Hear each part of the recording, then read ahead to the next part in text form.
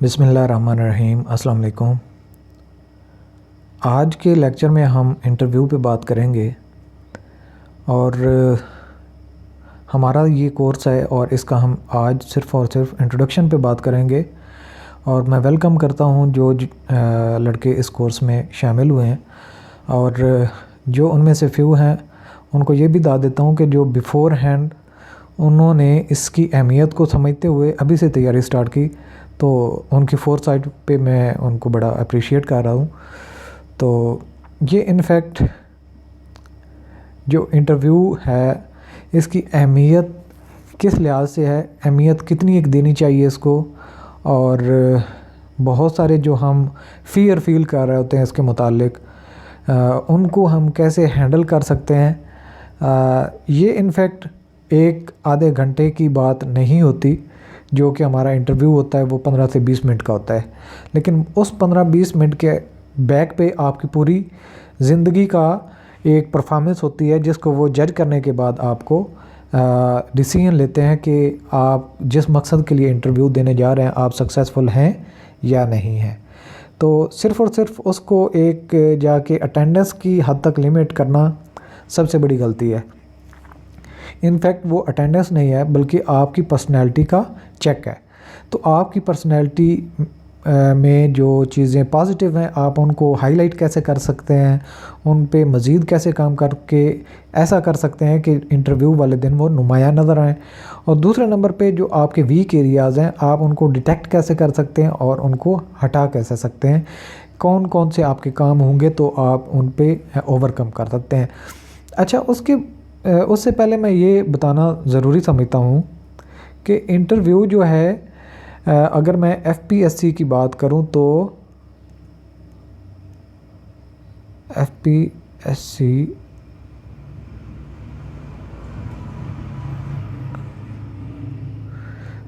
की अगर बात करें तो उसका जो हमारा स्क्रीनिंग टेस्ट होता है,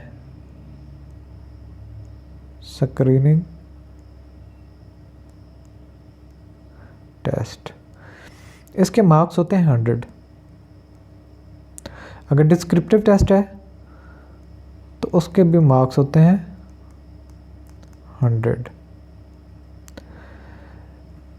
और जो आपका इंटरव्यू होता है वो आपका होता है 200 मार्क्स का।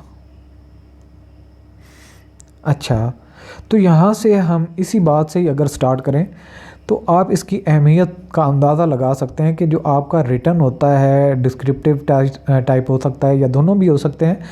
तो जैसा भी आपका टेस्ट होगा उस एक टेस्ट के आपके मार्क्स होते हैं 100। लेट्स सपोज आप स्क्रीनिंग टेस्ट में अपीयर होते हैं तो आपको जब ऐड आता है तो 3 महीने के बाद आपका लेट्स सपोज टेस्ट होता है। तो 3 महीने इट्स मीन आपके पास प्रिपरेशन के लिए होते हैं। तो प्रिपरेशन 100 मार्क्स के लिए अगर आप 3 महीने पढ़ते हैं, 3 महीने से भी अगर फ़र्ज़ किया 1.5 महीना पढ़ते हैं, तो आप ख़ुद सोचें कि इंटरव्यू में अगर चले जाते हैं तो आपका ये जो 200 मार्क्स का टेस्ट है, इंटरव्यू है, तो ये इसके लिए आपको कितनी प्रिपरेशन करनी चाहिए। मेरे ख़्याल में एक अच्छा जो इंटरव्यू दे सकता है या देना चाहता है वो जब इसकी तैयारी शुरू करता है तो उसी नुक्ता आगाज़ से ही इंटरव्यू की तैयारी कर देता है। जब हम सीनियर ऑडिटर का कोर्स कर रहे थे तो मैंने वेरी फ्यू फर्स्ट लेक्चर जो थे उनमें ही बताया था कि आपने इस स्टडी को सिर्फ़ और सिर्फ स्क्रीनिंग की टेस्ट की हद तक लिमिट नहीं रखना, बल्कि आपने ये समझना है कि आप जब इंटरव्यू में जाएंगे तो आपको इन चीज़ों के बारे में पूछा जाएगा। तो अल्टीमेटली आपका ये जो प्रोफेशनल पार्ट है आप इंटरव्यू की तैयारी अभी से स्टार्ट कर दें। तो अगर मेरी उस बात को अगर कुछ लोगों ने हमेशा के लिए याद रखा हो, अप्लाई किया हो, तो मेरे ख़्याल में अब उनकी आधी तैयारी हो चुकी हुई है। और जो स्पेशली 80+ बता रहे थे कि हमारे ठीक नंबर हैं, तो डेफ़िनेटली उनको तो अपने इंटरव्यू की तैयारी अभी से ही अपनी प्लानिंग कर लेनी चाहिए और अपने जो चीज़ें हैं उनको सही डायरेक्शन में सेट करना चाहिए। इनफैक्ट जो इंटरव्यू होता है ये सारे का सारा आपका एटीट्यूड है, बिहेवियर है, आपका नॉलेज है, आपकी सारी की सारी चीज़ें समराइज्ड फॉर्म में होती हैं। जो अब तक आपने किया, जो आपकी पर्सनैलिटी है, ये सारी की सारी चीज़ें। अहमियत इसकी अपनी जगह पे बिल्कुल वाज़ेह और क्लियर है। और introduction about our course.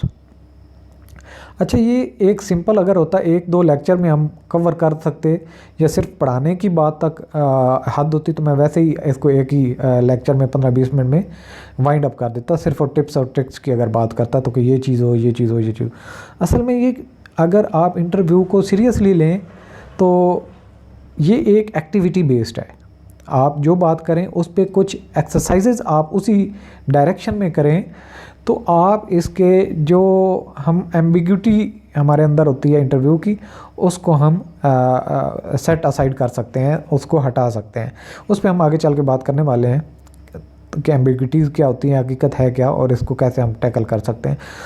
Introduction, ये हमारा ये जो कोर्स है ये तकरीबन 15 से 20 लेक्चर पे मुश्तमिल होगा, और कम अज़ कम जो है अगर बहुत फास्ट होते हैं तो 20 दिनों में ये ख़त्म हो सकता है, लेकिन आपको एटलीस्ट 1 महीना चाहिए। 1 महीना 30 डेज़, मतलब अगर एक ट्यूटोरियल होता है, एक लेक्चर होता है, उसके जवाब में आपको एक दिन जो है एक्टिविटी पे स्पेंड अगर करते हैं तो इंटरव्यू वगैरह किसी से जाके मॉक वगैरह करते हैं, कैसे लोगों से बात करते हैं तो आपकी जो फ़ियर है वो कैसे ख़त्म हो सकता है, तो उस पर हम एक्टिविटीज़ जनरेट करेंगे। हर लेक्चर के जवाब में कोई ना कोई एक्टिविटी होगी, कुछ फिज़िकल, कुछ मेंटल, कुछ आपकी इस तरीके से। तो जब आप उसको प्रॉपर 1 बाय 1 एरिया को कवर करते हैं तो आपकी तभी जाके तैयारी होती है। तो इनफैक्ट हमने ये जो कोर्स डिज़ाइन किया है, जिसका आज हम इंट्रोडक्शन कर रहे हैं, तो ये सारे का सारा इनफैक्ट ये उसी पे बेस कर रहा है कि हमने गाइडलाइन भी देनी है, सारी की सारी अंडरस्टैंडिंग देनी है। तो उसके बाद ये जो आप फ़िज़िकल एक्टिविटी करेंगे, मेंटल एक्टिविटीज़ करेंगे, और इसके अलावा जो है दूसरे लोगों से मिलते हुए आपने क्या क्या काम करने हैं, कैसे करने हैं, तो ये सारे का सारा हमारा ओवरऑल एरिया होगा जिस पे हम काम करने जा रहे हैं। अच्छा, इंटरव्यू की बात करें, अगर फ़र्ज़ किया मुझे आपको किसी को कोई कहे कि जी जो आपने 1 महीना पहले टेस्ट दिया था वो क्लियर हो चुका है और आपका कल इंटरव्यू है, तो देखें कल के इंटरव्यू के लिए अब आपकी क्या फ़ीलिंग होगी कि मैंने कल इंटरव्यू में जाना है। तो इंटरव्यू का नाम लेते ही आप एक समझते हैं कि मैं क्या हूँ, मेरे अंदर क्या है, मुझे वो क्या पूछेंगे, क्या बताऊँगा। अल्टीमेटली आप जो है, जब तक आपका इंटरव्यू ख़त्म नहीं हो जाता आप इस कन्फ्यूजन में ही रहते हैं। लेट्स सपोज आपके जिस इंटरव्यू के लिए जाते हैं आप 10 लोग थे, हर बंदा इंटरव्यू दे के निकलेगा, आप उससे पूछ भी लें, अगर वो सारी बातें आपको बता भी दे, तो इसके बावजूद आपको एक फिर भी रहता है कि पता नहीं मुझसे क्या सवाल होगा। लेकिन इंशाल्लाह जब हम ये सारा कोर्स ख़त्म कर लेंगे, हम जो अपनी सारी एक्सरसाइजेज कर लेंगे, तो आप इतने दिलेर हो चुके होंगे कि आप ये समझेंगे कि बस ठीक है, अब जाऊंगा तो इंटरव्यू में कोई इशू नहीं है। दूसरे टेंशन में होते हैं जब इंटरव्यू के बाहर लाइन लगी होती है, बैठे होते हैं, कोई रंग पीला होता है किसी को। और प्रैक्टिकली मैं एक आपको बात बताऊं, हमारा एक था इंटरव्यू था उस वक्त, ये तकरीबन कुछ 1.5-2 साल पहले की बात कर रहा हूँ। तो उसमें जब मैं इंटरव्यू दे के मैंने इंटरव्यू के लिए जाना था और मेरे से पहले एक इंटरव्यू के कमरे में गया और उसके 15-20 मिनट लगे, और पहले वो इतनी बड़के मार रहा था, और जब इंटरव्यू दे के आया, मैं सच्ची बात आपसे कह रहा हूँ कि जब मैं बैठा हुआ था और दूसरी साइड पे जो उनका जो कंडक्टर है, कोऑर्डिनेटर है, वो बैठा हुआ था, डॉक्यूमेंट्स वगैरह सेट कर रहा था, तो उसको समझ नहीं आ रही थी, वो मुझसे बात करे, उससे बात करे, और वो असल में कह रहा था कि पानी मिल सकता है, और पानी उसको समझ नहीं आ रही थी। गिलास उधर ही पड़ा था और गिलास इधर उधर ढूंढ रहा था, और जब बिल्कुल ना उसकी हालत ऐसी पतली हुई थी। हालांकि प्रोफेशनल बंदा था, जॉब करने वाला बंदा था, लेकिन ये कैफियत थी। तो इनफैक्ट अगर जब आप इतना इस इंटरव्यू को लाइट लेंगे तो आपका जो फाइनल डे है वो एट रिस्क होता है। तो ये डिपेंड करता है कि आपका इंटरव्यू इतना अहम नहीं है तो उसको इतनी अहमियत ना दें। अगर वाकई आपके कैरियर में, आपकी लाइफ में एक अहम है तो उसको ज़रूर अहमियत दें। और फिर फ़र्क करता है कि आप किस तरह के इंटरव्यू में किस मकसद के लिए जा रहे हैं और उसका डिज़ाइन कैसा है, इन सारी बातों पे हम करेंगे बातें। और पैनल कैसा होता है, सवाल किस तरह के करते हैं, इंटरव्यू में क्या क्या चीज़ होनी चाहिए, क्या चीज़ तैयार होनी चाहिए, आप जब इंटर होते हैं तो कैसे आपका बिहेवियर होना चाहिए, जब बैठते हैं सवाल आए तो क्या करना है, नहीं आए तो क्या करना है, अगर वो आपसे कोई मजाक करे तो आपने कैसे रिस्पॉन्स देना है, अगर कोई आपसे वो गुस्से में आ जाता है तो आपने क्या रिस्पॉन्स करना है। तो अल्टीमेटली जब आप कमरा इम्तिहान टेस्ट का जो इंटरव्यू का कमरा छोड़ते हैं तो आपको किस तरीके से आना चाहिए, तो ये सारी 1 बाय 1 हम सारी चीज़ें करेंगे। जब आप ये चीज़ें सारी कर लेंगे तो उसके बाद आपका इंटरव्यू इंशाल्लाह कहीं पे भी चले जाएं आप ज़बरदस्त इंटरव्यू दे के आएंगे। आपकी तैयारी है या नहीं है, आप उन रूल्स को, उन तरीक़ाकार को, उन एक्सरसाइजेज, उन अपनी जो प्रैक्टिकल लाइफ में वो चीज़ें आप एक दफ़ा कर लेंगे तो आप इंटरव्यू से कभी खाइफ नहीं होंगे। वाई इट लुक्स डेंजरस, हमें डेंजरस तो लगता है, इसमें तो कोई हकीकत नहीं है। इज़ इट रियली, वाकई डेंजरस है भी? जी हाँ, वाकई डेंजरस है अगर आप तैयारी ना करें तो, अगर आप उसको सीरियस ना लें, अगर आप उसके बारे में नहीं जानते, अगर आप एज अकॉर्डिंगली आपको नॉलेज नहीं है तो वाकई आपके लिए डेंजरस है। Can we make ourselves ready to be fearless? Yes, कि आया हम इसको अगर रेगुलर तरीके से तैयारी करें, इसको बाकायदा अपने आप को ढाल लें उस इन्वायरमेंट के मुतालिक जिसको हमने फेस करना होता है, तो ये आया कि मुमकिन है कि हम उन चीज़ों को कर सकते हैं। जी हाँ, हाउ टू हैंडल इट, यही हम इस पे जो आने वाले 15-20 दिन हमारे हैं इसी पे हम लगाएंगे, हाउ टू हैंडल इट, कि हम इसको हैंडल कैसे कर सकते हैं। और आने वाले सेशन में आपने याद रखना है, ये आज का हमारा इंट्रोडक्टरी लेक्चर था, आने वाले सेशन में आपने अपनी एक नोटबुक अपने साथ रख लेनी है और जिस पे सीधा सीधा ऊपर लिख देना है इंटरव्यू, और जब कभी भी आपका इंटरव्यू होगा तो वो बुक आपके काम आएगी। यानी कि नोट्स आपने बनाने हैं इसी बेस पे जो हम बातें करेंगे और जो आपको मैं एक्टिविटीज़ दिया करूँगा। इसके बाद क्वेश्चन है, what is the yardstick to know how capable a candidate is to a certain profession? How do you measure and reward a candidate for the skills he possesses? तो टेस्ट ले लें, आया कि वो यार्ड स्टिक है जिससे आपको पता चल जाए इस बंदे के पास कितना नॉलेज है, क्या पर्सनैलिटी है, क्या आउटपुट दे सकता है। ये नहीं है। इनफैक्ट आपका जो इंटरव्यू होता है ये वेरी करता है डिपार्टमेंट टू डिपार्टमेंट। अगर लेट्स सपोज आप गवर्नमेंट की सर्विस में जा रहे हैं तो आपकी जो ये रिवार्ड सिस्टम है उस इंटरव्यू पे बेस नहीं कर रहा होता, और जो आपका प्रोफेशनल एरिया है वो ज़रूर सर्टन कर रहा होता है, आपकी जो कैपेबिलिटी है वो भी इंटरव्यू पे डिपेंड कर रही होती है। लेकिन आपका रिवार्ड सिस्टम जो है सिविल डिपार्टमेंट्स में होता है, जहाँ पे एक्सपीरियंस लोग एक जगह से दूसरी जगह पे स्विच कर रहे होते हैं तो उनकी स्किल की कीमत उनको मिल रही होती है। तो ये क्वेश्चन है कि इंटरव्यू के अलावा तो कोई यार्ड स्टिक ऐसी नहीं है जिससे बंदे की काबिलियत को देखते हुए उसको किसी शोबा में दाखिल किया जाए या उसको रिवार्ड सिस्टम जो है वो सेट किया जाए। इंटरव्यू ही एक ऐसा फेस टू फेस मैकेनिज़्म है जिससे आप चीज़ों को एक्यूरेटली काफ़ी हद तक 100% इसमें भी श्योरिटी नहीं होती तकरीबन, लेकिन फिर भी जो सामने बैठे होते हैं, जो पैनल होता है इंतहाई सीनियर ऑफिसर्स का होता है जिन्होंने सर्विस की होती है, 20 से 21 ग्रेड के लोग होते हैं, और CSS में तो इससे भी थोड़ा सा हायर होता है क्योंकि जो FPSC का चेयरमैन है वो भी उस कमेटी का एक मेंबर होता है। तो इन फैक्ट ये है कि ये इंटरव्यू ज़रूरी है जिससे आप किसी की काबिलियत का अंदाज़ा लगा के उसके लिए देख सकते हैं। इसके बाद है purpose of interview and interview. ये तो डिपेंड करता है कि इंटरव्यू किस मकसद के लिए लिया जा रहा है, मतलब एक जगह से दूसरी जगह पे डिफरेंस होता है।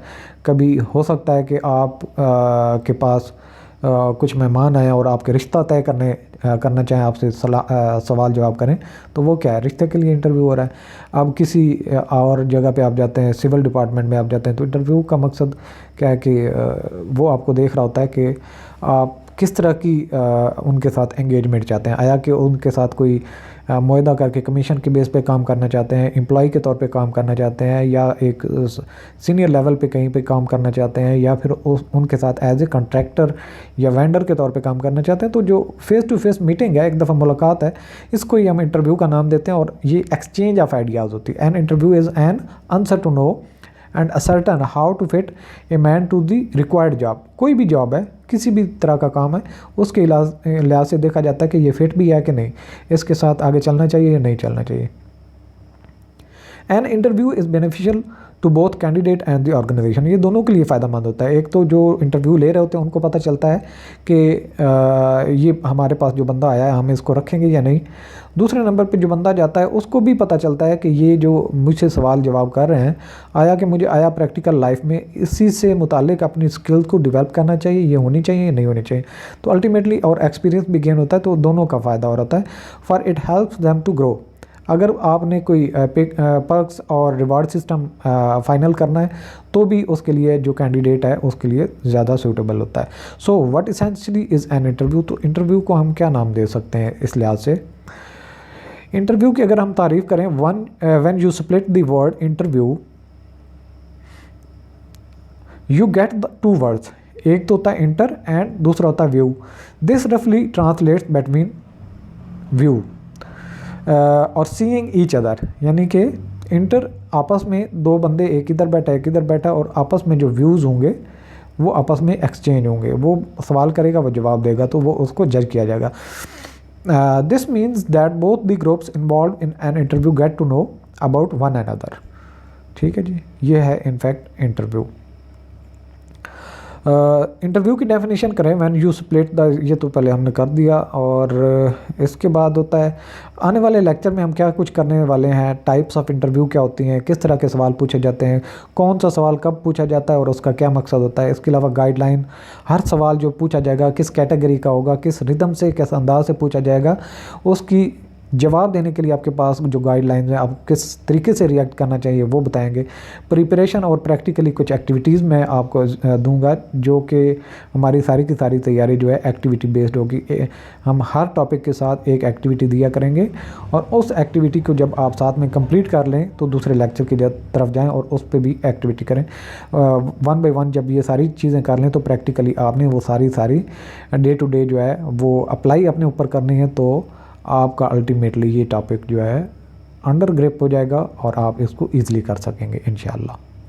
अल्लाह हाफिज़।